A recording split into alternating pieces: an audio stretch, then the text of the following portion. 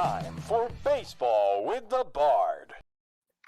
Good morning, ladies and gentlemen. Coming to you live from camp again. The summer's been busy, but it's been a lot of fun. A lot of rain, but we have a little bit of sun today. It's supposed to storm later, but we'll get through it. Joining me today is the boss man, best head of hair in the business, Mr. Joseph Aguirre, joining us. Tyler's busy. Joe, how we doing? We're doing great. The hair is excited to be here. Sad Tyler can't be joining us today, but you and I have a lot to discuss here. And I know he's your best friend. I don't know how sympathetic he's been as far as the Yankees' inconsistent and mediocre play. I actually have quotes that I can pull up very quickly. As Tyler was texting me last night while the Yankees were utterly sucking against the Red Sox. And I quote, at 8:26 p.m., what the hell are the Yankees swinging at? My reply was, I'm running at the campfire right now, not watching. He goes, oh, okay, they're swinging out of their shoes. And my reply, FML. Well, there goes my big, bold prediction for tomorrow, as in today's show. He goes, Rodriguez is throwing a no-hitter. I'm like, oh, my God. And then he follows up with pathetic showing, swings are gross. So, no, he hasn't been sympathetic at all. At all. In fact, he has been rubbing salt in the wound the entire season. That's surprising. I would have thought Nope. I would have thought he'd have been a little more but that's the whole thing with I was talking to some Red Sox fans yesterday. And they were very in my face about the way the Yankees are playing. They wanted to attack the organization. They wanted to attack poor Hal Steinbrenner. You know, that guy's not like his dad. Well, I want to tell people what his dad was like because I lived through the George Steinbrenner years. And, he bought the team in 72. They did win championships in 77 and 78, but it was the players. It wasn't anything he did. No. Outside of bringing Reggie Jackson aboard, he didn't really do anything there to make those teams good. If anything, he was a disruptive force. The constant hiring and firing of Billy Martin, for one, trading Reggie Jackson, eventually running Dave Winfield out of town. The Yankees of the 80s and 90s were poor to mediocre. And he often traded guys like a young Fred McGriff or a young Willie McGee or Jose Rio, all guys who went on to superstar careers, to get back guys like Steve Kemp. Not great. So the track record of George Steinbrenner, people should understand this. I know they had all the success of the late 90s. Well, guess what? He was suspended. And Gene Stick Michael started running the organization and put an emphasis on the minor leaguers. He was the guy, Noah, who decided that they shouldn't trade Mariano Rivera and Derek Jeter for Brian Harvey in 1993.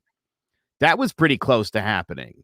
Yeah, now look who people are begging to come. They're like, oh, I wish we still had Rivera. I wish. Yeah. So people kind of, look, the Yankees have Giancarlo Stanton and Garrett Cole, two guys who make almost $100 million a year combined.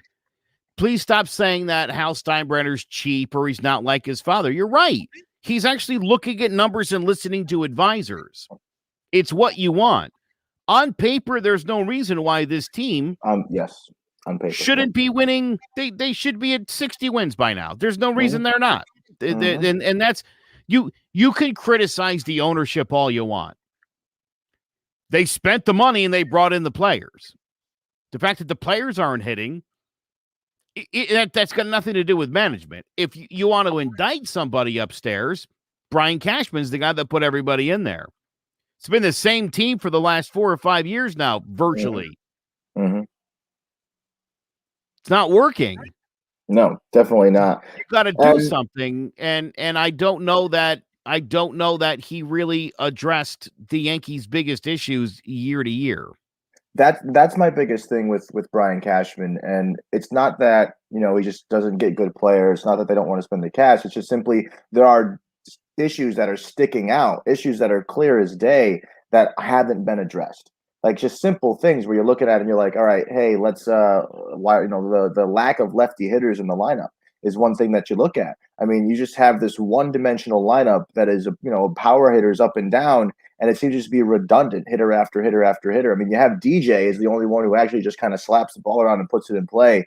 Glaber sort of fell off a slope, and you're putting a lot of hope in Stanton and Judge, who are now finally hitting back-to-back sometimes. And you have, Stanton sitting every 2 days, but we'll talk about that later. But the biggest thing is there's issues that are sticking out in the Yankees organization, in the Yankees lineup, in the Yankees rotation, and they're just not being addressed. Like you said, it's just simple things like, all right, there's a problem here. There's a hole. We don't have enough lefty hitters. So, we trade for Rougned Odor. All right. That was kind of a Band-Aid on a bullet hole, but I guess it's somewhat of a start. It's not exactly who we need. We'll talk about later who the Yankees are looking at now on the trade block rumors. But let's jump into the most recent bout with the Yankees here and the bout that they had with COVID, because the Yankees got fucked up with coronavirus. Plain and simple. COVID runs through the Yankees organization. There's 6 people in total who have tested positive for COVID. I think the other 3 are on the staff, but the 3 big names that aren't going to be in the lineups for a couple weeks here, or at least until they clear the COVID procedures, are Aaron Judge, Kyle Higashioka, and Gio Urshela. All tested positive for coronavirus following the All-Star break. So, I mean, Joe, do we kind of just say the All-Star break was to blame for this crazy COVID outbreak? I mean, what I'm saying is we've had an entire half a season where we haven't seen it this bad. Yeah. Like there's been players popping left and right. 1, 2, that's it. But I mean, this almost hit the whole team. And they had to cancel a game. Because of COVID. They haven't done that in a long time. Yeah. This is the whole thing. I remember when the NBA was doing their All-Star weekend and the players were like, I don't know. This is kind of stupid, isn't it? Mm-hmm, mm-hmm. Should we really be doing this? Exactly. And yeah, I mean, I would think the same thing. The All-Star game is a fun luxury, mm-hmm. and there's a time to do stuff like that, and then there's a time to not do stuff like that. And I think this year probably would have been best to just give everybody a couple of days off at home. Mm-hmm. And not try to get everybody out there. This is terrible for the Yankees. This is like literally the last thing that this team needed right now was to be hit by COVID. And again, you're talking about very impactful players.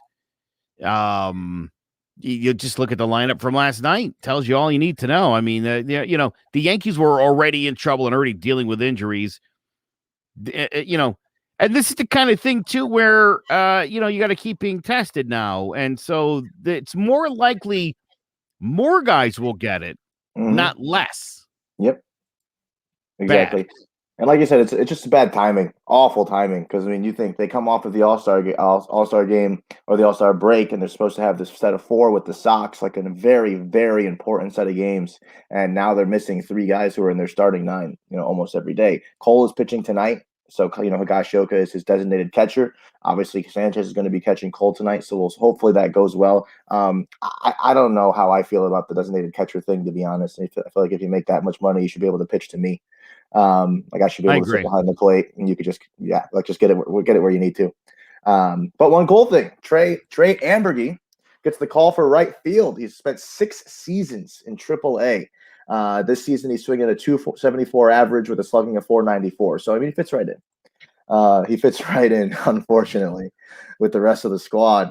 So I mean, that's cool, and that's one thing that they said is that they're going to have to start pulling guys from random places here to fill the holes. And the Yankees outfield was already very depleted with the loss of Aaron Hicks. So, they have Gardner going out there every day now, and he was supposed to just be a backup when the season began. And now they're calling up guys from AAA who have been there for, almost 10 years because they literally have so many holes in the outfield. Well, for the life of me, I still can't understand why Estevan Florial, who's 20 years old, isn't playing center field every day for the Yankees. Testify. If you look around the league at guys like Juan Soto and Ronald Acuna Jr., Fernando Tatis, these are all kids. These are all kids that are the same age as Florial, and you've got Florial parked at like single A, now maybe double A. Like, hey, let's bring the kid up. Mhm. What's the worst that's going to happen? He hits a $180 with like 120 strikeouts. You're getting that production now anyway. Mhm. It would make more sense for the Yankees to bring up guys like Trey Amburgey and the other kid, the Asian kid, Ho Young Park, who's an infielder. But bring them up, see what you have. Why not? Why wouldn't you do that? That's what every other team in baseball does. Instead, the Yankees want to go out and move some of the depth at other positions to go out and get a guy like Tim LaCastro. I mean, that's not the answer. The answer is in your minor league system. Yep. Look at the Red Sox. Every time they bring somebody up, becomes another Red Sox legend. It's unbelievable. And the Yankees just don't, look, Chance Adams. Remember Chance Adams? Oh, yeah. For years. All Chance Adams does is win. He wins. He's great. He's going to be a potential number one starter. And years went by, and you're like, is this dude ever going to come up here? And then he came up, and he was terrible. Bring these guys up when they're young. Mm-hmm. That way you know what you have. I think especially when you're looking at where the Yankees are right now, knowing that after the season, you're going to have to make some pretty drastic changes here. Mm-hmm. You got to know who can play and who can't. Gleyber Torres can't be the shortstop of the future. That's just not happening for the Yankees. And the fact that he's not hitting for anything, they're just making this worse. You really got to get a shortstop in there. That's pretty evident. Absolutely. Luke Voit has been a disaster this year with the injuries. Mm-hmm. And that's this year, every year. Luke, there's always something going on with Luke Voit. I mean, that's why Mike Ford got so much play time, and then they move him. They move him. Don't get me wrong. I'm not saying I'm a huge Ford fan, but I don't know if you've seen what he's been doing since he's been on the Rays. Well, but again, another, when you Another look at this Yankee team, you mentioned the lack of a lefty. Yep. The Yankees have 27 championships in their history, and not one of those championships was earned without two power lefty bats. Exactly. 27 for 27. This team does not have a lefty power bat. It's not Rugi Odor, and it's not Brett Gardner. I mean, that's a pretty blatant missing element that this team has, and the Yankees have to be aware of that. You're not taking advantage of your own ballpark. Mm-hmm. I think the biggest thing with that is, and this goes back to, like you said, that general manager conversation. That's just negligence, like plain and simple. As you said, 77 World Series championships. You've had at least two power lefty bats, and now you're trying to do that same. Like what? You're trying to win a World Series, but you're not going to set your team up for success. That's just plain negligence. That's just not, like, you got to do it. Like, that's obvious. There isn't one general manager in the game, besides probably Brian Cashman, who would say we can win a World Series without having at least a power lefty batter, at least one batter that can, switch the pitcher up a little bit, get a little bit off of a pace or off of a tempo.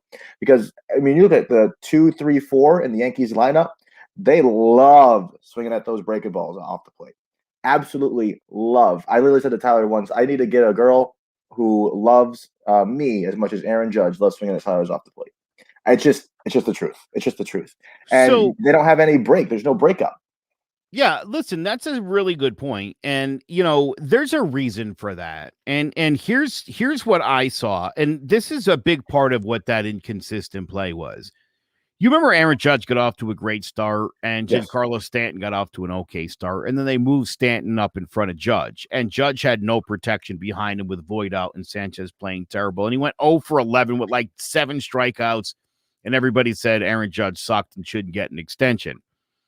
And then Gary started hitting again, and Voit came back for a short time, and so once again, the lineup got a little bit deeper, and this is the problem, is when you don't have to throw fastballs at Judge and Stanton, you can win those games, and you're going to probably shut those guys down. Mm-hmm. And so for the Yankees, having a Gary Sanchez who's not an automatic out, just having Luke Voit even if Luke Voit goes 0 for 4 with 3 strikeouts, just being in the lineup, though, means Aaron Judge and Giancarlo Stanton see fastballs. Like the impact that these guys have, and this is, I think, what a lot of times people don't understand. It's not like Trey Amburgey can't play decent out in right field, or Gary Allen can't man left field for a few. He ended up pinch hitting for Ambergy late in the game last night. But these guys are there. Nobody's afraid of these guys. And while these guys might hit, and this is, I think, the thing with Mike Ford and the thing with Mike Tauchman, is they got the job done. And we as fans were like, man, these guys are great. They're scrappers. They play well. But what they don't do is impact the lineup and offer protection for anybody. And so ultimately, I think that's why both of those guys are out of town, because it's interesting. I just said we need two lefty bats. We have a glaring hole in the outfield where one of them could be, and then over at first base, another one. Yep. So interesting that the Yankees moved those guys. And the only two power lefties they even had, the guys who would even be considered for the job, got moved. Absolutely. And like I said, that's just it's just kind of simple-mindedness. Just be like, really? Like, you had them in front of your face. They were right there for you, and you moved them. And honestly, did you not scratch your head when you saw both? Absolutely. Traded Mike Tauchman. What? Mike Tauchman was extremely confusing, especially because of the you need outfield depth, and the Yankees have always had that for a few years. This season, not at all. And when they moved him, it was kind of Tauchman's fast too. So the Yankees without him are a lot slower of a team as well. Sure, they just got LeCastro, but at the time they didn't.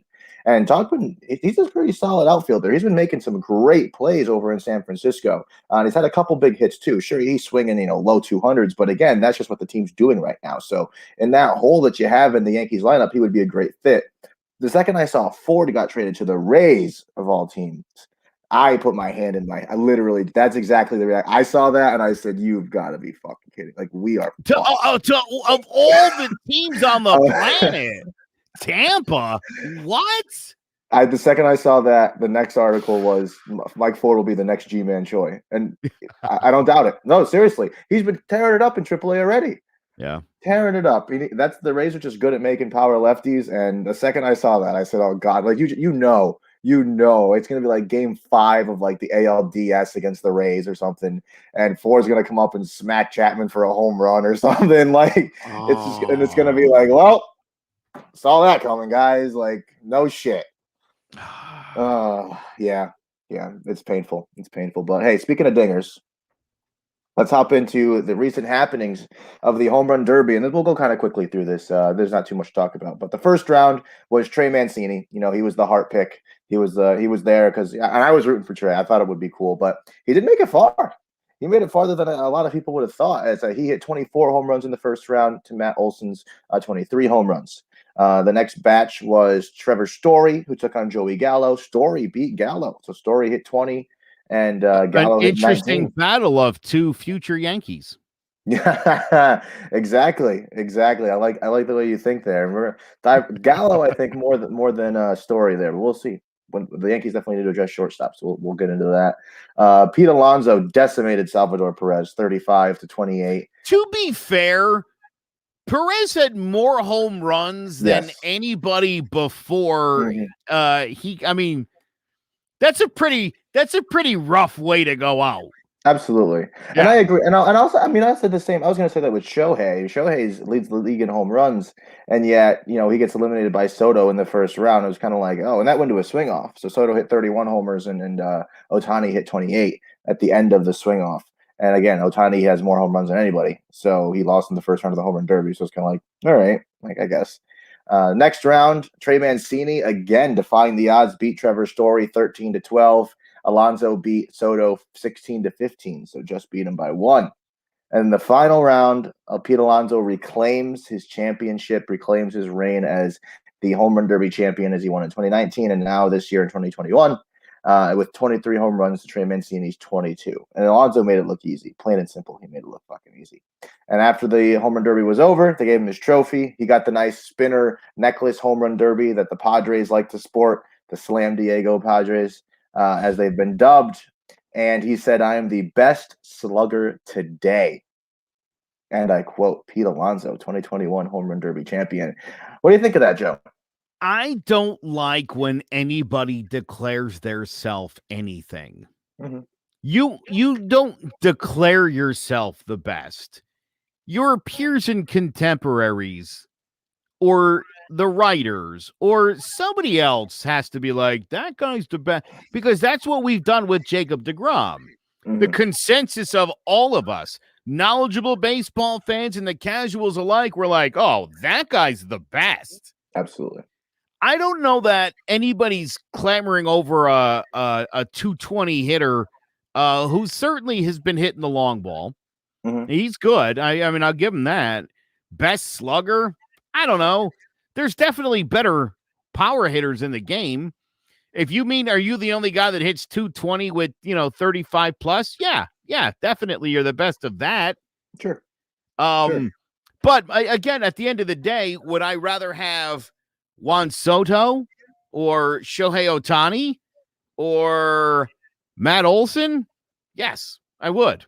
I could think of a dirty dozen guys I would take before Pete Alonso if I was just picking guys to pop homers. He's great and he's good. And I'd love to talk about the Mets and how, I don't know. I feel like you could dig up the ghosts of Babe Ruth and Lou Gehrig and Ty Cobb, and the Mets would still come in third place.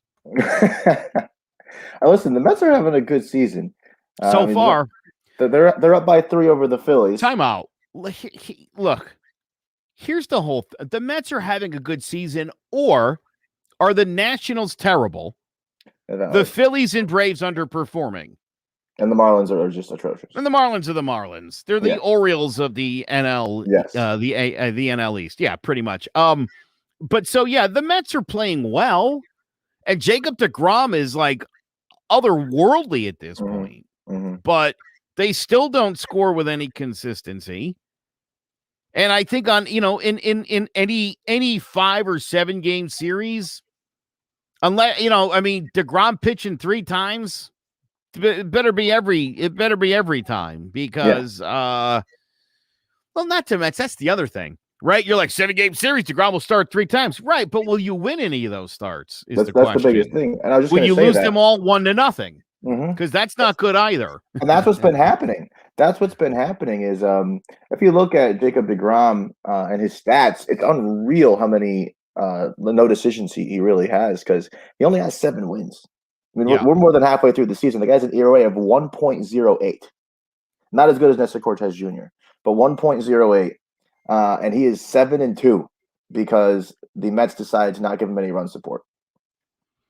So that's just the reality of that situation. This is so. Let me ask you this, right? Because and I got a buddy who's a Mets fan. We've been having this discussion, and then Cole had those couple of bad starts, and he was like, "Well, no question now." And I'm like, "Well, they still have the same amount of wins." You know what I'm saying? And it's like, that's true. The Yankees gave Garrett Cole what, $39 million a year? I think it works out to. Yes. Now, Jacob deGrom, he makes a lot of money too. But apparently, they're not paying Jacob deGrom for wins. They're paying Jacob deGrom for strikeouts and a low whip. You know what I'm saying? This whole idea, Noah, that wins aren't important. They're not. That's not a really important stat. Oh, really? Because I think when the night's out, we determine a winner and a loser. So it would seem to me that that winning games is really important. And if your plan is to have your bullpen win like 60 games, I don't think that's a great plan either, right? You do want your starting rotation to win games. And when you have an ace who's winning 12, 13 games, you're like, no, he's the best. Get out of here with that bullshit. Get out of here with that nonsense. I'm sorry to say, if you're the ace of a staff and you walk away with 10 wins, you're not a good ace. I don't care how good or bad the team is. 1968, Steve Carlton was on one of the worst teams of all time, the St. Louis Cardinals. They won 58 games all year. Carlton won 27. So don't tell me that an ace can't win on a shitty team. It's been done, and it happens a lot. Now, deGrom definitely won more games this year than he's won in years past, and he certainly could be on pace for, a good 14 wins. But again, if somebody wins 20 or 21, take that Cy Young and shove it sideways up his ass. Sorry to say, you don't deserve it. Mm-hmm. You just don't deserve it. There's always a little bit of hard luck when it comes to baseball. I had that conversation earlier. If you look at Gary Sanchez's expected batting average from earlier this season to what it actually was, should have been a lot higher. Mm-hmm. Gary was hitting 120-mile grounders that were being fielded, and he was being thrown out easily. That ball's a foot to the left, goes up the middle. It's a base hit. So there is a luck component involved in here. And to suggest that an ace pitcher, it's okay if he gives me 8 good innings and I lose? No, it's not. Why would you pay that guy? Why would you pay a guy a ton of money when your team can't finish his games? That seems stupid. No, that's absolutely true. It does seem dumb because you really just think about wins and losses. They don't pay them for wins. That's just fucking stupid. Someone's actually said this. That is the most ridiculous things in the world, right? It's like, well, we're not paying Aaron Judge for homers. We want a nice OBS. I want to make a correction because we did agree that DeGrom and Cole had the same amount of wins. Cole has 2 more wins than DeGrom. So Cole is 9-4. DeGrom is 7-2. So like I said, DeGrom has a lot of no decisions because his team blows the game late. And Garrett Cole's ERA is obviously a little higher. But if you do look at like past seasons and looking at DeGrom, for example, in 2019, where he only went 11-8 on the whole season with an ERA of 2.43. I mean, you look at a guy like Brandon Woodruff from the Brewers, who had a similar ERA, similar amount of wins, 11 wins and 4 losses. And again, who got the Cy Young? Jacob DeGrom, right? So I agree with you there. Your team definitely can win it, and if you're the ace that everyone says you are, you got to go out there and win the games. Cole looked like an ace in his last start against the Astros, where he threw 129 pitches. That was unreal. Unreal. And I will say I have Cole in both of my fantasy leagues, just like I have Ohtani in both. I don't know how I did that, but Cole is disgusting when it comes to fantasy baseball. So if you don't have him, folks, and no one does in your league, you pay attention. You want that guy. Speaking of all-stars, let's hop over to the All-Star game. We'll do a quick chat about that as the American League once again dominated the National League for the 8th straight year. And now this was another game Tyler was giving me play-by-play for because I was working. Camp doesn't stop. So today is my day off of the week. The whole staff gets Saturdays off. We work 10 a.m. Sunday to 10 a.m. the next Saturday. That's your schedule. And you get 24 hours off to do your laundry and sleep. That's about all the time that I have. And obviously the hour here I spend with Joe, my other best friend, besides Tyler. So he was giving me the play-by-play through the All-Star game, and Tyler said, why does the National League even show up anymore? Like, this is just embarrassing. Like, because, the American League was just like, oh, well, that was easy. Just pop a couple homers. The pitching just tore them apart, and that was it. The final score was 5-2. Not a blowout, but, it was an All-Star game. You figured you would see some slugging, I guess. The AL has won every All-Star game since 2013. Now, here's the thing, though. Their overall record is not that bad. So the American League is up 46-43. That makes it look a lot better for the last, 8 years of losses. Well, so you mentioned the American League hasn't lost one since 2013. The National League actually won it in 10, 11, and 12. But prior to that, they hadn't won one since 96. And so outside of the 2002 tie, the American League has typically dominated the All-Star game pretty much, other than in the early, actually, I would say for most of the 70s, the National League. But then again, you look at the teams in the National League, you had the Big Red Machine.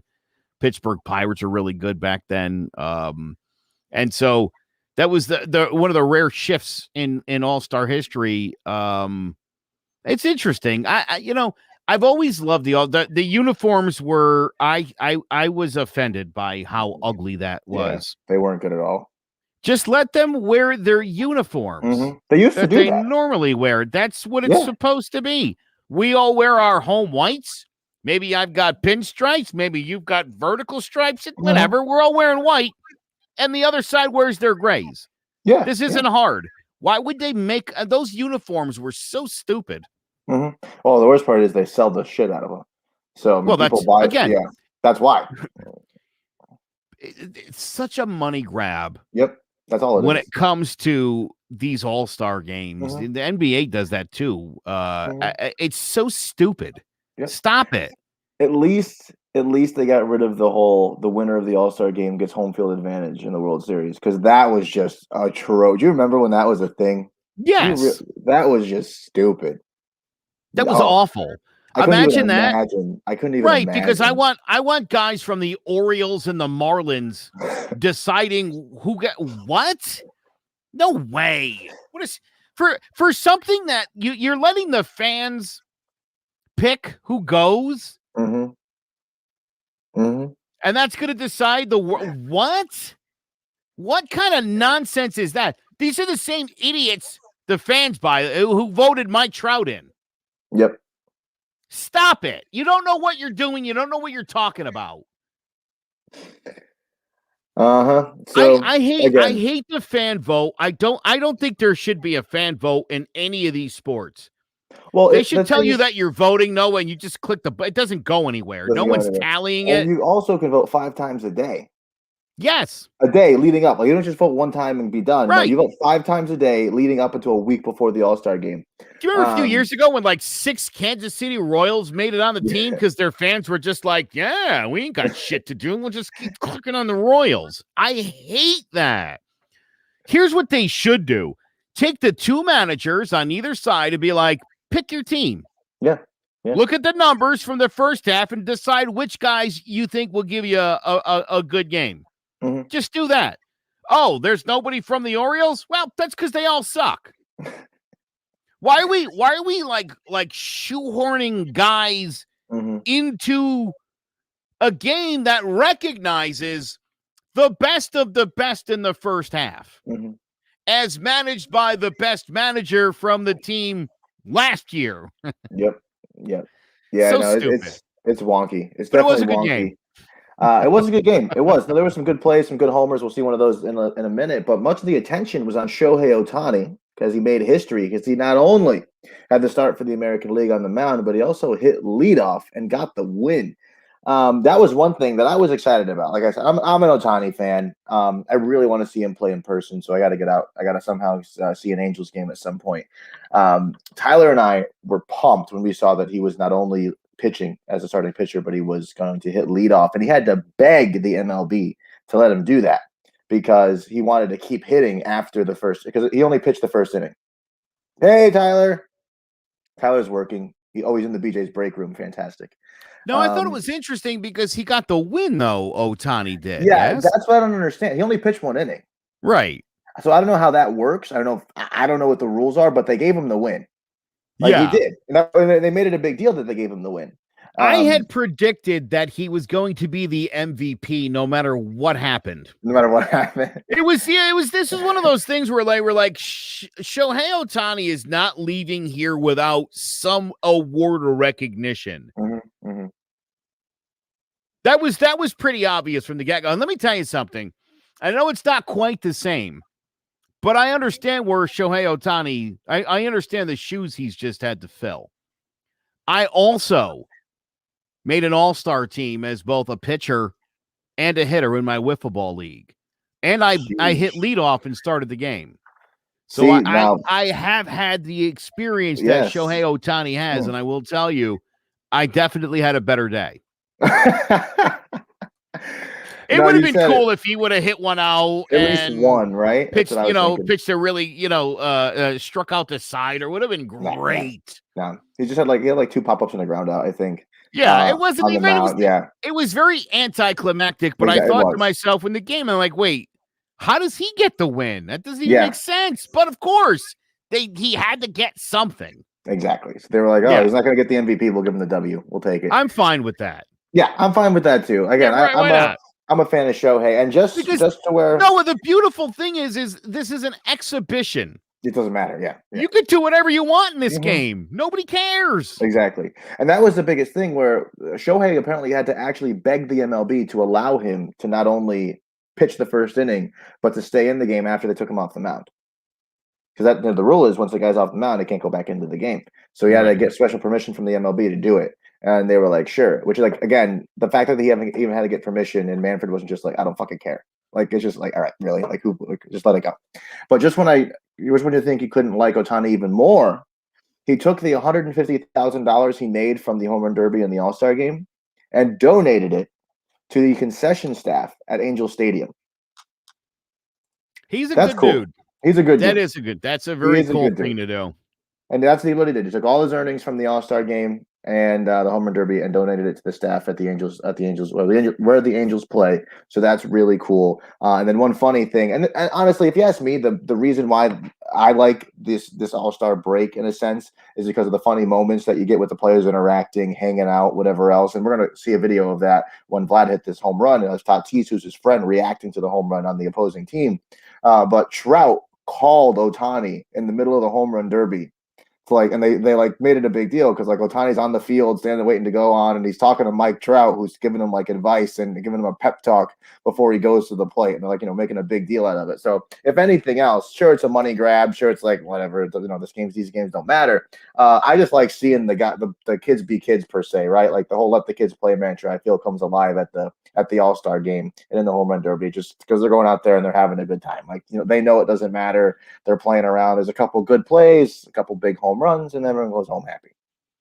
So for me, that's why I like the All-Star break in a sense. The NL in this game had several chances to get back into it.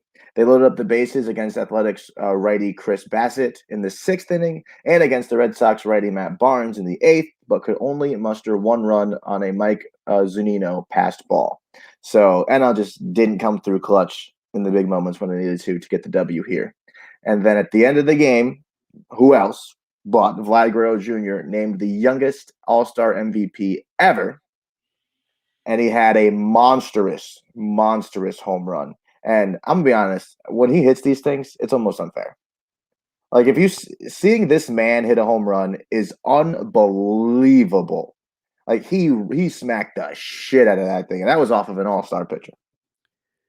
Yeah. I predicted his MVP-ness in this game, and he is on my fantasy baseball teams, both of them. There you go. And there you go. I love this kid to absolute death. Yeah. He is the man. Wow! Guerrero Jr. has doubled the lead. And I love Tatis's reaction because he was mic'd up. He was mic'd up during that. And then Vadi said something to him on the way by. Oh, man. But he absolutely home run in All-Star game history. Decimated that thing. Chop that up into 2. I do love this kid. He's so fun.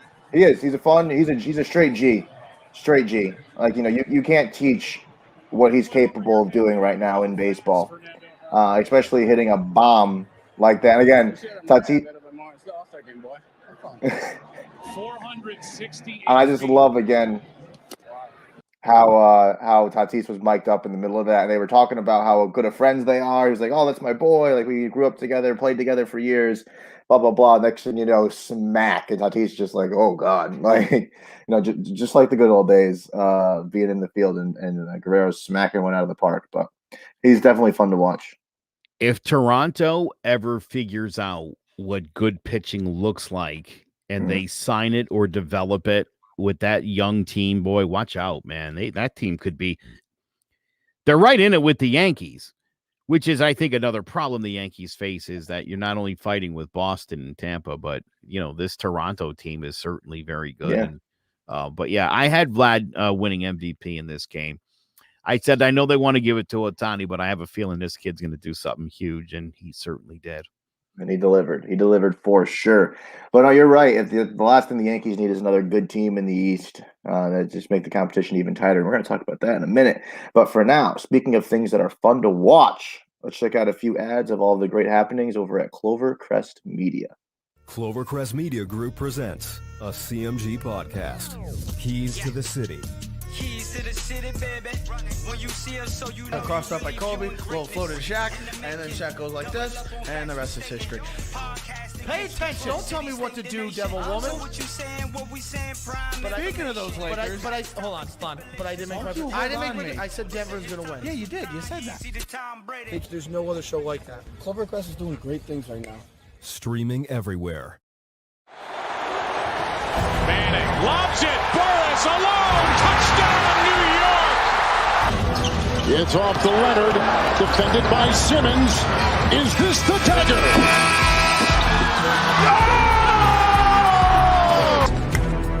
High fly ball, right field. Grossman back, track, wall, see ya! Into the second deck. A grand slam the other way for Aaron Judge. And the Yankees are pouring it on. For the latest news throughout the sports world, tune in to Sports Talk with R&J every Wednesday at 1 p.m. And welcome back, ladies and gentlemen. After a quick ad break, love seeing all the great happenings over at Clovercrest Media. Lots of great shows. Go check them out. And don't forget to watch Crosswind Wrestling Entertainment with Tyler and Dylan. They're probably going to go live later today, if I could imagine. Is that right? Is that going down today still? It might be. I'm not 100% sure. Tyler really hasn't mentioned it. With camp, I can't possibly watch the shows. That's the problem because they're on Wednesday night and in the middle of the week, it's just not happening. Baseball, I can keep up with. I can watch some highlights and read an article or two in the evenings, but watching the 2.5 hours of wrestling a week just doesn't work. So I imagine they'll be going live later. It's just a guess. So stay tuned for that. So you don't know. You don't have insider info on any of this. I don't know. I don't know. All right. He hasn't told. That's fine. All right. Okay. I don't know anything either. Yeah, I don't know. But I do know that you and I are having a great time here on Baseball with the Bard. So that is one of the facts that I do know. Another fact is that for the first time in baseball history, an MLB game will be called by all women. And I'm going to absolutely 100% applaud. A little chills just thinking about it. First off, when I saw this headline, I was like, awesome. And then I was like, what the fuck? Like, why is this taking so long? Yeah. That was my first thought. So for the first time in Major League Baseball history, there will be an all-women serving as the on-air crew when the Baltimore Orioles and Tampa Bay Rays play against each other on Tuesday, reports the New York Times. Melanie Newman, who has served as the Orioles radio play-by-play announcer since last year, will do play-by-play calling the game, while baseball analyst and MLB writer Sarah Lungs will be the analyst in the booth. Joining them will be Alana Rizzo, who will be on the field reporting, and Heidi Watney and Laura Gardner, who will anchor the pregame and postgame shows. So that's awesome. Like I can't really put into words how cool it is that it's going to be an all-women team.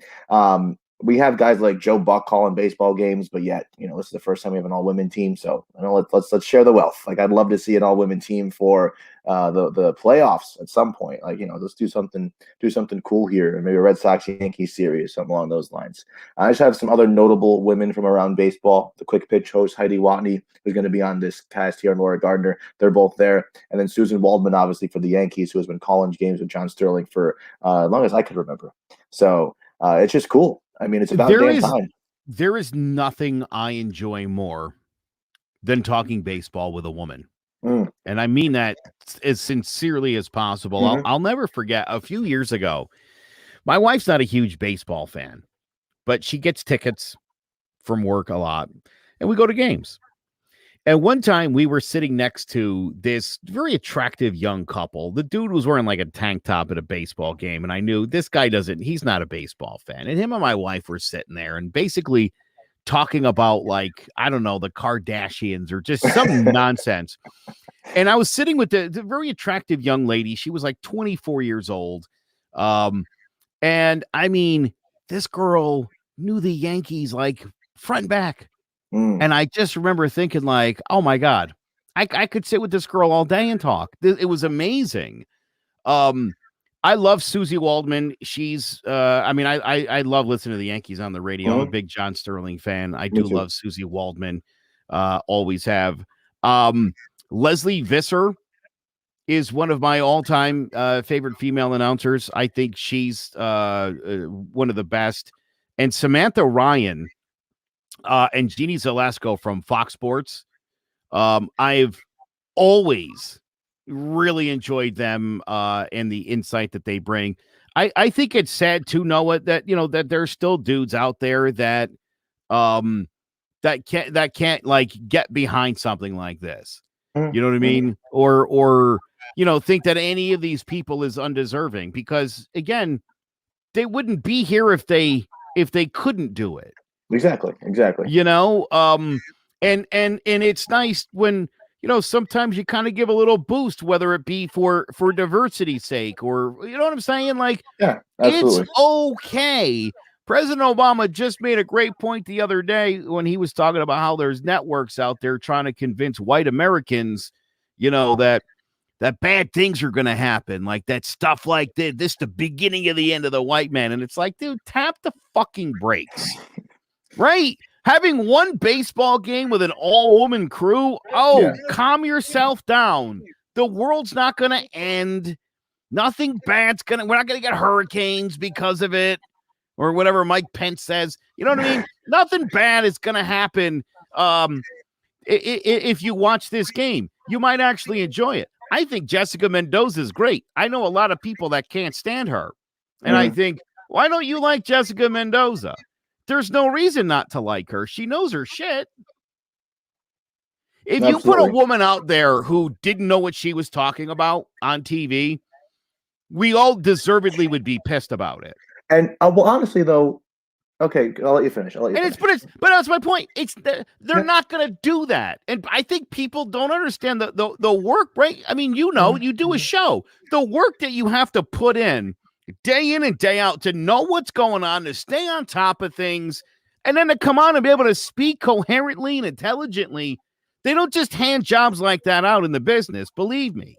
Exactly. Yeah. So for sure, this is going to be great. And again, kudos to baseball. And I'll say this too. Last year with the Black Lives Matter stuff, I was afraid baseball was going to back down like they always do when it comes to important shit. And I was very proud of Major League Baseball last year for being like, you know what? I know we have a dwindling black population in the game, but that shit's still super important to us. And I was very proud of baseball. I think this is super cool too. So I'm excited for it. For sure, me too. And I'm definitely going to check this game out and watch.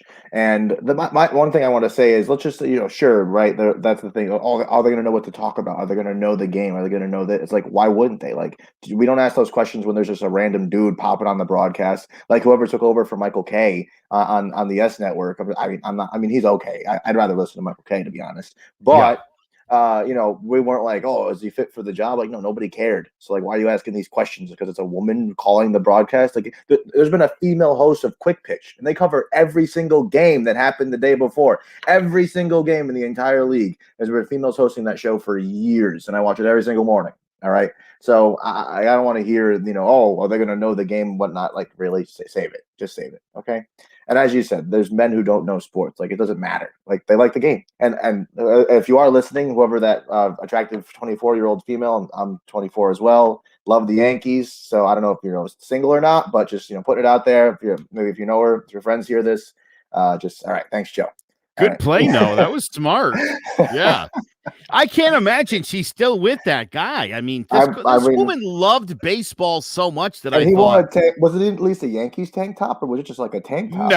No. It was like a Ralph Lauren or something. It wasn't. Gosh. Dude, this dude had no, I don't even think he knew which team's the Yankees, like the white and pinstripe team or the other. Like, dude, come on. You know any of this? Yeah, no, that's a deal breaker. All right.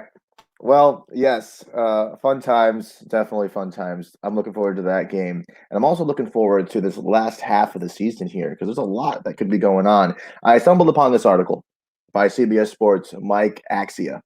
And he wrote that MLB second half bold predictions, and there's 5 of them. All right, let's start with the first one here, is that Ohtani and Vlad Jr. will hit 50 home runs. Do you agree or disagree, Jeff? They'll push 50. I don't know that they both will. I bet you one does and one gets close. Somebody's going to hit 49. Somebody hits like 52. All right. I think Ohtani will hit more. If you ask me, I think Vlad will. I think Vlad finishes with more. You know what my thought about Ohtani is? He hasn't missed any time yet this season. He really hasn't at all. Yeah, that At all. shocks me because he's always a little bit of a banged up guy. Missed a little bit of time here and there. Nothing too bad. I think when you're doing two things, you're pitching, you're playing the field increasingly. He's getting into games. I'll tell you what I think. You know what I would love to see them do? Make him the closer. Ooh.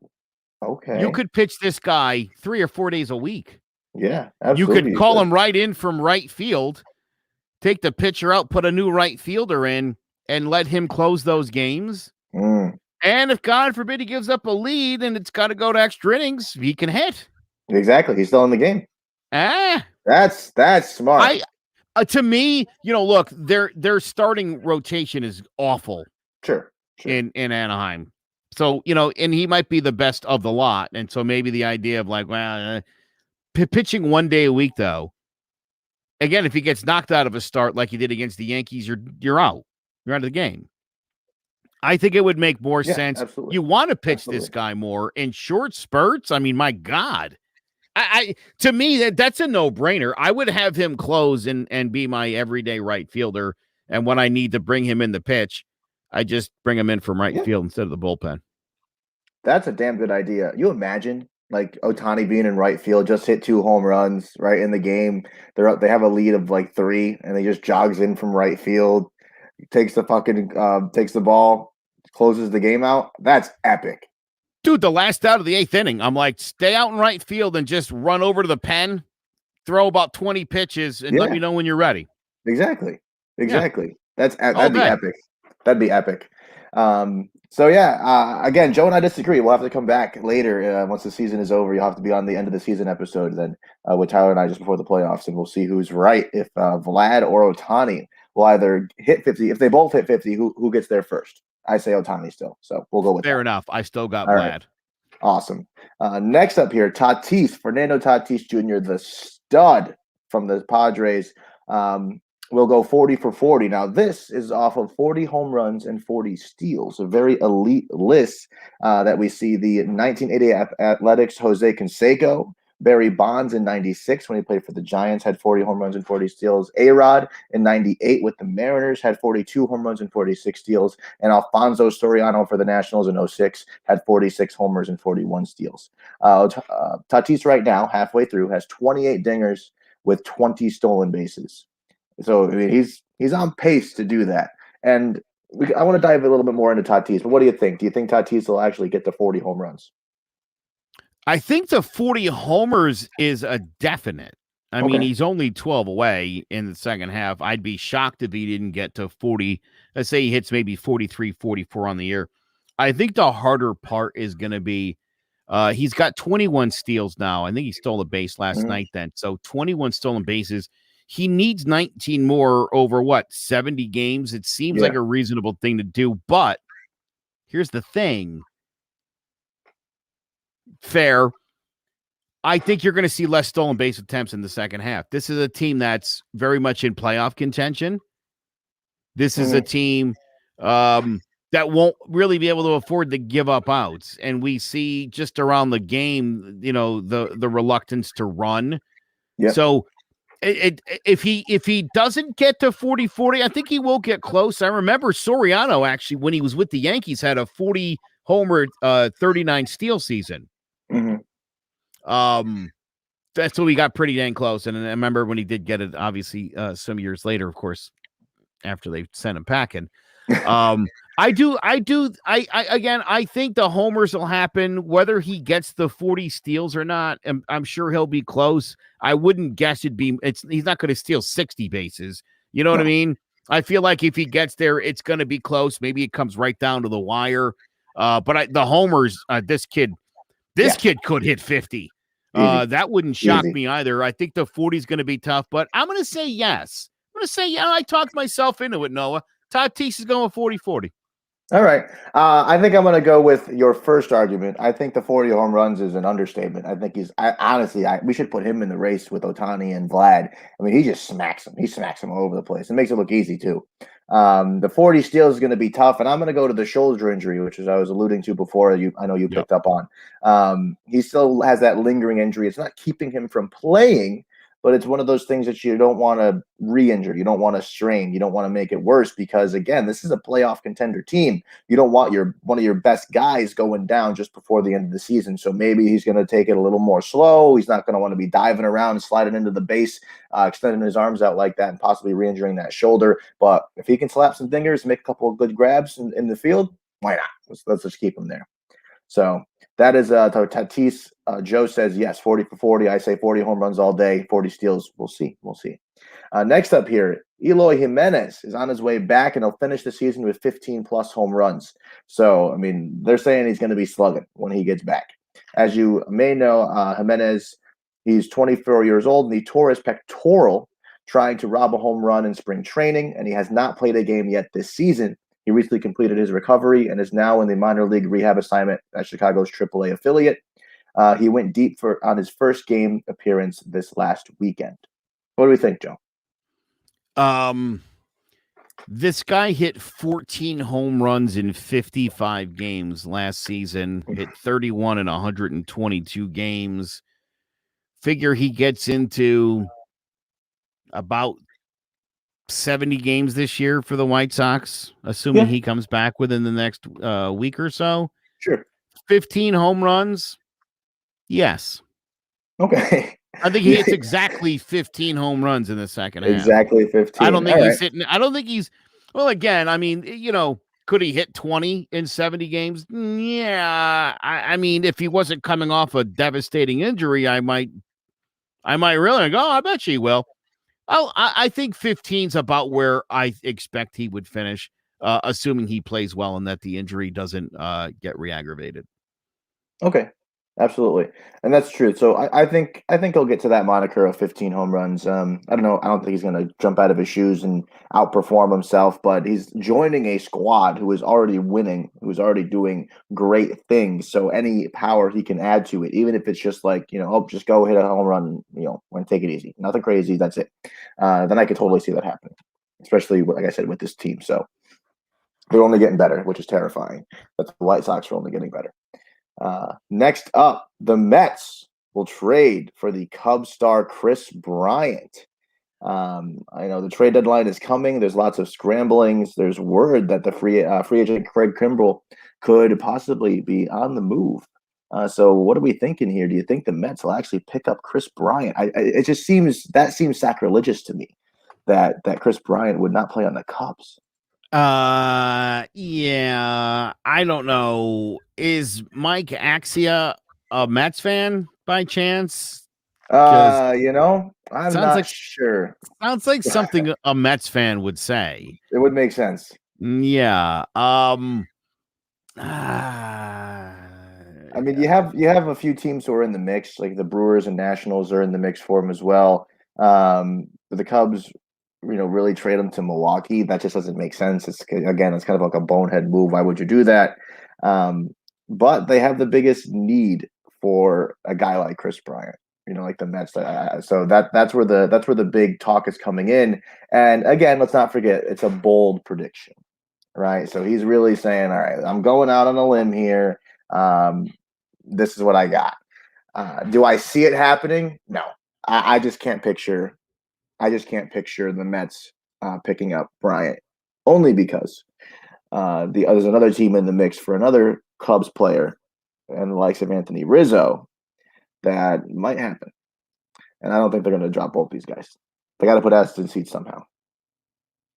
Yeah, I don't know, and I'm not sure that the Mets have what it would require to get a guy like that. That's one thing that's just not there. Like he didn't put any of that, but he didn't back that up with per se the Mets could move this guy or move that guy and whatever else. So Well, right. So, right, it's easy to say, oh, the Mets will go out and get. I mean, obviously they've got a need there, but what are they giving away? What are they giving away? Exactly. And I mean, again, we said the Mets are having a decent season. They have DeGrom. They have a few good things going for them at the top of the division. So at that rate, you really want to add. So maybe the Cubs aren't in a position to where I guess they would want anything that was short of a good prospect. You know, like I don't see the Cubs. I mean, the Mets aren't going to move anybody who's doing good things for them, obviously. Like the Cubs are definitely the sellers in this situation. I'd also like to point out that the Mets are 8 games below 500 on the road this year. And that's atrocious. That shouldn't instill any confidence in any. They're 28-14 at home. So playing great home baseball, they're awful on the road. That's pretty bad. And I'm going to guess that the road to the World Series is going to go through Los Angeles or San Diego or San Francisco. And that does not bode well. No, not at all. For the Metropolitans. Not at all. Lastly, things that don't bode well, period, if you're a Yankees fan or a fan of these other two teams we're about to name, but there will be a 3-team tie for the American League All-Star. The American League Wild Card game. What a bizarre thing to guess. This is crazy. Joe, do you imagine? And he's saying the Athletics, the Blue Jays, and the Yankees will finish tied for the second American League wild card spot. And he said, sorry, Cleveland Angels and Mariners, which I'm not sorry for those 3 teams. I'm not sorry. Do you imagine? I mean, that would just be nuts. Baseball always wants to shake things up, right? It's the 10th year of the wild card, technically 9th. There was no wild card last year because everyone made the playoffs. And there's been tiebreaker games. There's been some chaos. There's 160-degree game tiebreakers. There was a game 163 tiebreaker in 2018 when we saw the Dodgers Rockies, and then we saw the Cubs and Brewers, and in 2013 with the Rays Rangers. So exciting, right? Both those teams were tied at the end of the season, but a 3-team tie in the East. In the American League in general. I wouldn't even know what to do with myself. Well, I would say this because you're doing a play-in game. We'd have multiple play-in games at this point. And I would be concerned about if you're one of those 3 teams and you win your first play-in game and then you have to win your second play-in game, you now go into the opening series with your number 3 pitcher on the hill. Yeah, exactly. That's not good. No. That is not what you That's not a wild card game at that point. That's not a make. You know what I mean? Like that's not like if you look at a tiebreaker game or a make or break, right? Like your Game 7 on your World Series or your wild card game, your straight up wild card game or a tiebreaker game. You want to put your ace on the mound. Like that's right, of course. That's what sells that game. Is that all right? Best pitchers on both teams, starting lineup, everyone's in. Like all the starters, let's go for it. Like we're pitching, we're gonna hit Sanchez instead of Higashioka because he got a better bat. So we're putting Sanchez behind the plate, even though it's Cole. Like we're taking risks. That's the whole point of those types of games. So having 3 teams have to decide a tie, I don't even know what that would look like. Like I mean, I don't know if you have any idea of what that might. Yeah, I literally think it's 2 teams play. The team that's got the tiebreaker amongst them. Maybe you go by division record or whatever have you, or league record that you get a bye. So the 2 teams square off, your ace versus my ace, with the winner moving on to play the 3rd team, who now has the luxury of having their ace ready to go against your number 2 guy. And again, if you lose, your number 2 guy's facing their ace when you get to the division series. And God forbid, if you're the team that has to win 2 games to get into this, you would literally have to start your next series with your number 3 and number 4 starters leading off. Yeah.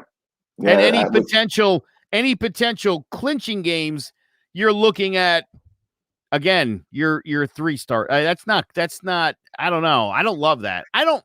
It would be hard for all of these teams to keep pace with each other like this. I can't imagine one of these teams doesn't pull away or one of these teams falls off the face of the earth. Maybe even the Yankees. I hate to say it, but I don't see a 3-team tie. I think that's a little ambitious. That's a guy who really wanted 5 things on his list. And after the Mets to Bryant thing, he was like, what else? Oh boy. What a 3-team. Yeah, all right. No, I don't buy it. I don't buy it. No, yeah, I'm going to disagree with that one. I'm going to disagree with that one, too. I don't see a 3-team wild card spot. I think that there will be one of those 3 that are going to fall off the cliff. I sadly think it's going to be our team. But we'll get there. We'll get there. Speaking of things that are kind of just in the air all the time, are these MLB rule updates. I had to put a question mark and an exclamation point there because there's the rumor mill, right? Rumors run wild. So the universal DH is the biggest topic of discussion. It's been a topic of discussion for a while. Like we talked about it a lot. It seems that the MLB may actually make the move and make the switch, not counting 20 and 20. The 109 batting average that pitchers have this season is the lowest such mark since 1916. So, I mean, sure, it's fun, right? Pitchers hit. You have moments where Bartolo Colon has a great home run. You have moments where someone comes up and whatever. But before we watch this video here of a pitcher hitting a grand slam in his debut game, and his brother was there, it was epic. We got to watch the whole thing. What's your opinion, Joe? Like, how do you feel about the universal DH? Tyler and I have talked about it on our show. People who watch our show know what our views are. What do you think? Yeah, so I've always been one. I mean, I'm an American League guy, and I always have been. And here's what I've always said about it: if you want the pitchers to hit, and I'm fine with that.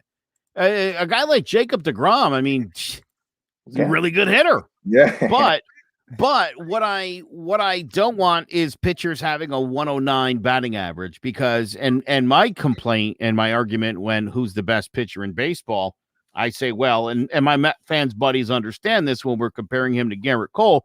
You're only facing 8 major league hitters in a lineup. Garrett Cole's facing 9. Okay. You look at teams like the Pittsburgh Pirates, and you're talking about maybe 6 or 7 professional baseball players in a lineup. One of those 9 that Garrett Cole faces, also his job is also just to hit. Yes, like that's his expertise. It's supposed to be like JD Martinez and Carlos Stanton. It's their job just to hit. Yeah, right. Not only is he not a 109 batting average type hitter, he's a guy who's literally paid to be a terror, who's literally there to mash balls. Power hitter is generally what the DH is. So yeah, you're 1,000,000% right. I if you're not going to make your pitchers become good hitters, then yes, just get rid of the pitching. I've always thought it was stupid, and I don't like that there's 2 separate rules in each of the league. I have one or have the other. Exactly, and then the fact that in the World Series, like Garrett Cole has to pick up a baseball bat. That's so stupid. Playing. It's stupid. It makes they ruined Shin Ming Wong's career having a run. So that's that thing. And if you ask me, just leave it up to the team. Like it shouldn't even be a thing that MLB makes them do. Like if you're in the National League, the pitcher has to hit. Like there's no way around it. Like, it's the rule, right? If you're American League, the pitcher doesn't. Like it's a rule. Leave it open. Like if the pitcher, like I'm not going to tell Jacob deGrom he can't hit. Right. Jacob deGrom wants to pick up a bat, pick up a fucking bat. If he doesn't. Whatever. You got to set that before the game. Like, set your lineup and go.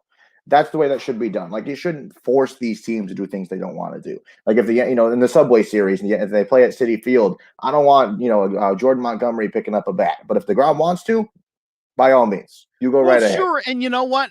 Like, they made the exception for the All-Star game with Shohei Ohtani. Hey, if Shohei wants to bat for himself, and then when he comes out of the game, can the Angels have a DH? Why not? Yeah, sure. They don't want those other guys to hit. Why can't they implement the DH now? Does it matter? They have to decide before the game whether they're going to do it or not? Who cares? You're exactly right. But yeah, pitchers embarrassing themselves shouldn't happen anymore. Although this young fella, Noah, amazing. Daniel Camarena, a pitcher, a relief pitcher. Yep. They don't even usually bat. They never even get to bat, let alone having to face Max Scherzer with the bases loaded. And they let him hit, and his brother was there, and he did this. Ball 1. Threw a change up there. Bases juiced. Scherzer on the mound. Scherzer throwing a changeup on the first pitch. Interestingly enough, true against a pitcher. Yeah. Dude, just throw 3 fasties right by him. He realizes that, though, and he tries to do – well, he doesn't. He tries to do another nasty breaking ball low, and that's what burned him. Camarena to deep right field. Camarena plays it. Slam Diego. Are you kidding me? The Padres pitcher. That's his family. His brother's the one with – that's his brother in the middle. to the grand slam. Did his brother catch it? That's unbelievable. No. His brother just like almost fainted, honestly. That's his brother. Yeah, that's his, yep. Just, oh my God. Yeah, it's amazing. It's amazing. John Boy. I don't know if you know John Boy. You definitely know John Boy. He has a great breakdown of this. I suggest anyone goes and watches. And his lip readings are always amazing. Max Scherzer has got to be kicking himself I would think, on this. Look at that. I mean, and honestly, there's a dozen people. Not for nothing. You put a ball there to any lefty, and they should deposit Turn it and burn. Turn and burn. That was definitely the right pitch for Camarena to exactly. Holy smokes! They didn't miss How it. exciting though! With your whole family there too. Yeah, exactly. So I mean, that's the thing. He didn't miss it, and and he didn't even have to put that ball soared. But again, turn and burn. If you're a lefty and you can golf it like that, it's going out. Yeah. And a grand slam, helping yourself out, and then go back out there and pitch. He got the spinner chain from Tatis and slam Diego. That's just the way to put it, man. That's a fun team for sure. And that's the thing. If that guy Daniel Camarena, he wants to hit in his next pitching appearance, by all means, you go right ahead. You know what I mean. But if you don't, you want to take a day? Who cares? But there we go. MLB rule changes. But let's hop into two things that are definite consistencies here in the Red Sox and the Yankees. So let's start with the Sox. Tyler's not here, so we'll keep this short. The Red Sox are good. Okay. Like, we know that. We don't have to talk about it. I will say this. Earlier in the year, ESPN's David Schoenfield predicted that the Red Sox. Earlier this year, the Red Sox had a losing record on the road as well. And they've played so much better, particularly on the road. Now 28-17. They actually have a better record on the road than they do at home at this point. The other thing I would point out is their run differential is 61. Both Toronto and Tampa's are over 80. So they're definitely beating teams up a little bit more than the Red Sox are. Oh yeah. No, for sure. And that's the thing. But I don't know. The Red Sox are just winning, though. Like I want to look at we'll talk about after what the Red Sox did to the Yankees last night. It was kind of painful, but David Schoenfield predicted that the Sox could be requiring the Cubs first baseman Anthony Rizzo. Rizzo was swinging .247 with 10 home runs and an OPS of 771. I mean, this seems far-fetched to many. But the Red Sox are in the market for a first baseman. As Bobby Dahlbeck's great, and Tyler said it, but you need to have that solid guy. And if you're going to make a postseason push, which it seems like they're trying to set themselves up to do that, you got to make sure you have a little bit of depth in that area because that's an area where they've been lacking. Bobby Dahlbeck isn't great. Bobby Dahlbeck is a solid player. He's a solid Red Sox. He's a like Pedroia and Youkilis and Muller and some of those guys from back in the day. He's not a great player, Bobby Dahlbeck. Everybody knows he's not, and that's the reason they're looking to go get Anthony Rizzo. Cubs are 8 games out. They're a game under 500. That's why you're hearing all the talk about Kimbrel and Bryan and Rizzo. Do I expect the Cubs, a major market team, to dump all these guys as opposed to not paying them? As if this team's going to have to do a rebuild? I mean, give me a break, dude. Just between Kimbrel, Bryan, and Rizzo, you would be competitive in any year with those three guys. So I don't know. I mean, they're 8 back. The Yankees aren't selling. I don't know why the Cubs would start selling. I suppose the next week or so is really going to make a difference whether or not the Cubs can win some games. Otherwise, maybe the fire sale happens. But all 3 of those guys? No, not all 3. That's definitely I don't see it. So, and I would think Bryant's the most likely to go, not Rizzo. Okay. Bryant's most likely to go. Yeah. Honestly, and looking at that and that pitch you just made, I could agree. Rizzo is just more of a staple in Chicago. Can I make an interesting observation? It seems to me, as I've looked at it over the years, Todd Helton, Joe Mauer, who eventually moved from catcher to first base, there's this thing that I feel like these Midwestern teams have with white first baseman. I kid you not. There's something about a white first baseman. He's like 6'1", Freddie Freeman, These guys are not going anywhere. And I'll tell you the reason is because 80% of your team, your fans, that is their favorite player.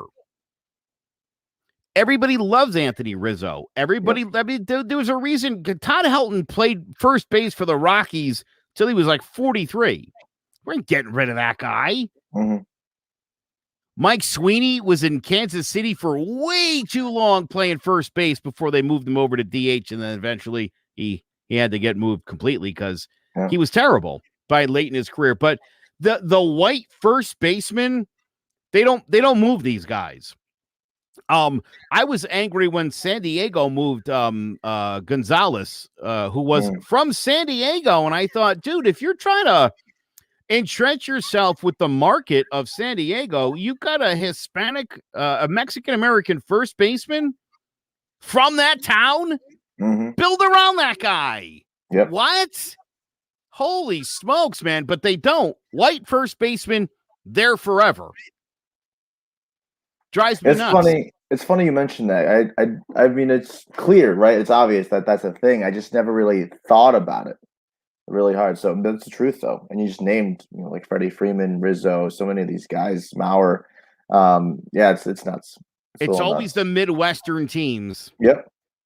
Always. Mark McGwire, another useless first baseman with St. Louis. It happens. They don't want to move those guys. No, your favorite player. It's all the little white kid fans. It's their favorite player. And God forbid they should move those guys. The chances of Anthony Rizzo leaving the Cubs to me is slim to none. So I could agree. I don't. You've talked me out of it. I don't see Rizzo joining the Red Sox. Kimbrel will be gone. Kimball's moving. Even though he's had a great season. Yeah, well, dude, I mean, they're not winning games. They don't need him. I think he's a free agent after the season. Get something for him. That makes sense. He's 37, 38. Rizzo and Bryant are still young. Yeah, again, maybe you move one, not the other, because you do got to pay both. But I would think that if they could, the Cubs would pay them both and keep them. Yeah, absolutely. Like I said, you got to put asses in seats somehow. Yeah, that's true that. One thing though that is a definite is Sale begins his rehab assignment, and Coro's already said it before. He said it. He keeps doubling down, tripling down that Sale will be a part of the team this year. You seem to have an opinion on this. Well, because it's a rehab assignment, and there's no such thing as a definite. Because we saw Luis Severino maybe 3 weeks away, and then suffered what looked like a devastating injury that ended up being a minor setback. So until you get 100% clean bill of health, and I see the Chris Sale has been added to the 26-man roster, I'm going to wait on that. I'm going to wait on getting too excited because we've seen it a lot with a lot of these guys. I think Syndergaard with the Mets also recently suffered a setback in his rehab. So, yeah, there's no such thing as a definite rehab assignment. The guy hasn't even begun it yet. If he was 3 or 4 starts into a rehab assignment and you want to tell me he'll be back in okay, he hasn't even started throwing yet. Temper the expectations. Again, Chris Sale would be a great boost to the Red Sox if it happens. Don't forget that this team kept running this guy out there when they weren't they were not competitive, and they ran him out there, and that's why he's out and hurt. So they've mishandled this guy before, and I've been very concerned about Chris Sale for the better part of 2 years. Okay. I like the guy. I think he's a great pitcher. I hope he comes back like normal. But again, these rehab assignments, they're not what. Not for nothing. Luke Voigt's been on 2 rehab assignments this year, and he returned and then went right back out with a new injury. So again, before you start stamping tickets to the World Series with Chris Sale, make sure he's back first. For sure. And that's one thing that they've kind of been doing is, saying, Sale will be a part of our, postseason push and whatever else. So you got to be careful with sometimes what you say. And again, there's no saying he's going to come back and be that version of Chris Sale that they were looking at, before he went out. So the bold takes for the Red Sox, and do you have a bold take for the Sox? Want me to lead off here, or I do have a bold take for the Red Sox, and my bold take is that they will not win the division. they will not win the division? Okay. So Joe says the Red Sox will not win the division of the AL East. They will win the wild card. They will be a wild card team. Okay. Don't get me wrong here. They will not win this division. Okay. And I won't tell you who is going to. Well, I was going to ask you that later. But my bold take will be, I think the Sox will win the division. I think they will meet the Astros in the postseason at some point. And I think the Astros will eliminate them rather easily. I love that. And that is my bold take. I don't love it in the sense of the Astros, advancing in the playoffs, but I don't see the Red Sox getting past the Astros. I think the Astros are a team that they're good. We know they're good, but I think people kind of still sleep on the Astros a little bit. Like, I don't think anybody expects them to be as good as they are right now. Yeah. So I think that's going to happen in the postseason for the Sox. But that's enough about the Red Sox.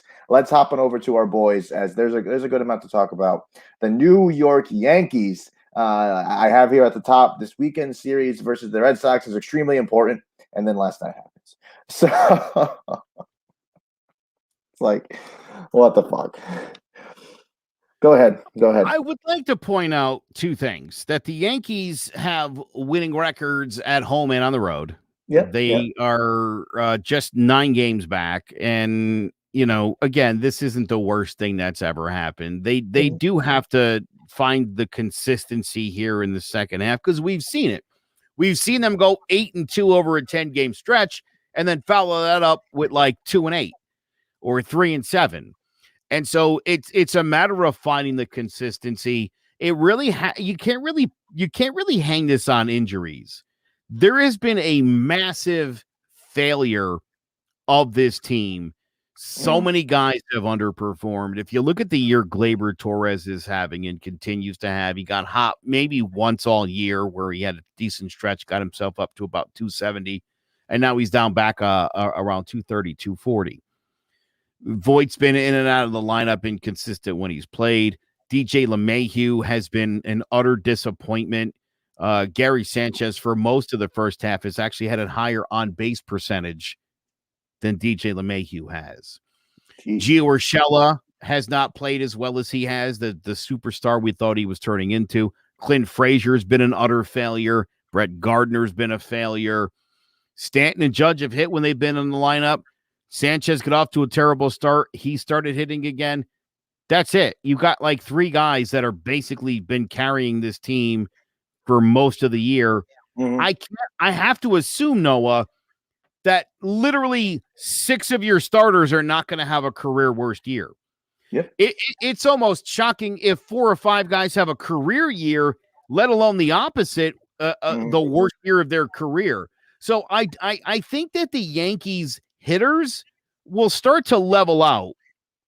I think I mentioned the luck earlier.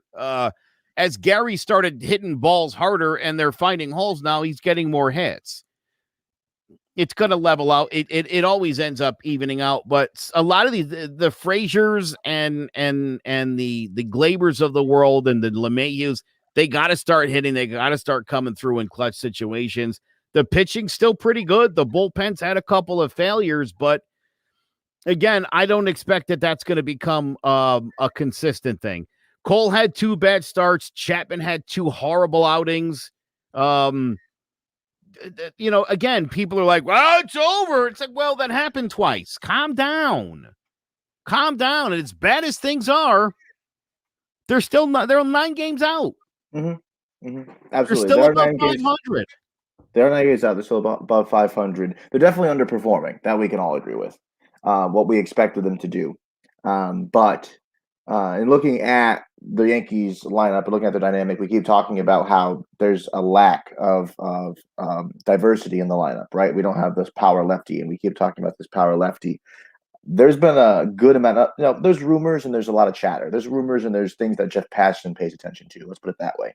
And Jeff Passan himself said that the Yankees have their eyes on Joey Gallo, which is a big thing. Gallo is swinging 239 right now with 24 dingers and an OPS of 923. the lefty that the Yankees needed. The Yankees, what we talked about, the Yankees are going to be needing if they're trying to make this push towards the end of the season to try to make sure they can secure that wild card spot at the minimum, right? That's what they're going to want to do. So I don't even have to ask you this question. Do you think the lack of Yankee lefties has hurt them? We agree on that one. Yeah, but you know what? Let me say this. Here's the thing I hate, though. Stanton and Judge don't need a lefty in between them. No. Okay. Like that doesn't need to happen. No. And I but to not have a lefty power bat in the Yankees lineup, again, it's never been done, and it's really hard to do. You do need some balance to the lineup. Having Rogie Odor or Brett Gardner bat third just for the sake of having some balance in the lineup that's not a smart move. If you're going to go get a lefty like Joey Gallo, you want to put him up and split up the big guys, then fine. Otherwise, they just don't have the guy to do it. Mm-hmm. So there could be something to this. We'll see what happens. I hope the Yankees make a move, though. I do hope they make a move, and in all honesty, if they don't, there's going to be. I think the fans are going to be pissed if they do nothing at all. It's just going to be inexcusable. But we will see how things go. Do you have a bold take for the New York Yankees, Joe? I do. Yes. The Yankees will finish the season at 86-76, and they will miss the postseason. That is atrocious. That's a 40-33 second half record. Yeah. Which is about what they're playing at. Yeah. And unfortunately, I just don't think that's going to be enough. That's a decent second half. Sure, but the first half was that bad, so it's just not going to happen. I agree. I sadly agree. At this point, it just doesn't look like the Yankees are going to win make it to the playoffs. It's just not going to cut it, especially in their division, especially in the American League. They're not going to outpace the Athletics. I don't see that happening. It's just it sucks. There was so much hope going into the season. Could they still do it? Absolutely. But I think the inconsistency is the biggest thing with the Yankees, and inconsistency in hitting, and inconsistency in pitching. If you look at the teams that are doing good, the consistency is there, and it just flows. Sure, they have a bad game once every 5 days. Everyone does. Once every 7 days, everyone does. But the Yankees aren't going on. Like, they had a tear at one point in the season, where they won like 10 games out of 15, but then they fell off a cliff. And there was a lot of hope that they would come off at the All-Star break and have steam, that this is going to be the turning point, and they keep talking about we're turning the corner, rounding the corner, and all this other bullshit, and it didn't happen. We saw last night, and sure, first game back after a big break, whatever, but it was just atrocious. Sure, they're missing a lot of players because of COVID. Regardless, it was just bad. So, in looking at the last half of the season for the Yankees, I don't think anything's going to change. I don't think they're going to do anything drastic. If they do add Gallo, it's going to help more than hurt, I think. But is it going to be enough to get into the postseason? I don't think so. No, but you know what it will be is a good step in the right direction for 2022. Absolutely. And again, to me, Estevan Florial's got to be up here tomorrow. Mm-hmm. I would love to see that kid man center field for the rest of the year. Again, think about how Aaron Judge did at the end of the 2016 season when he came up. Mm-hmm. He struck out in 50% of his at-bats. And then came up the next year and ended up being the rookie of the year. So, I think especially if the Yankees, if things aren't going well, you got a lot of these young guys down on the farm, get them up here and get them some PT, see what you got, and do what the Red Sox did, sort of pack it up, get ready for next year. Look at what you have. They found Bobby Dahlbeck. That was a pretty good thing. Obviously, Verdugo, you had a short season, weren't super competitive, got a chance to see what this guy could do every day. And it's worked out. And so I think if the Yankees, it can't be same old. You're just going to keep coming out and winning 3 and then losing 2 and then winning 5 and then losing 4. I mean, you gotta get a little drastic here. Exactly. So, Yeah, it's for sure. It's not going to cut it. You can't keep with the same old, same old. And with that being said, we thank you all for joining us. If you love podcasts, make sure you check out clovercrestmedia.com for a wide selection of great podcast shows featuring so many different types of topics, from sports, true crime, politics, and everything in between. There are over 28 shows on the CMG network. Make sure you check it out and tell your friends all about it. And if you want to start a show of your own, you can do that for as little as $15 a month. clovercrestmedia.com is the website to visit. Make sure you check it out and tell your friends all about it.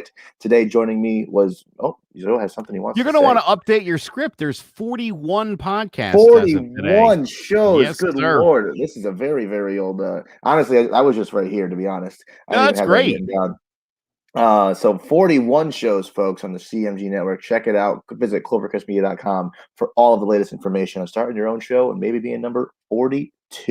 So with that being said, thank you, Joe, for joining me, filling in for Tyler. I'm Noah Cross. That's Mr. Joseph Aguirre, and this was Baseball with the Bard.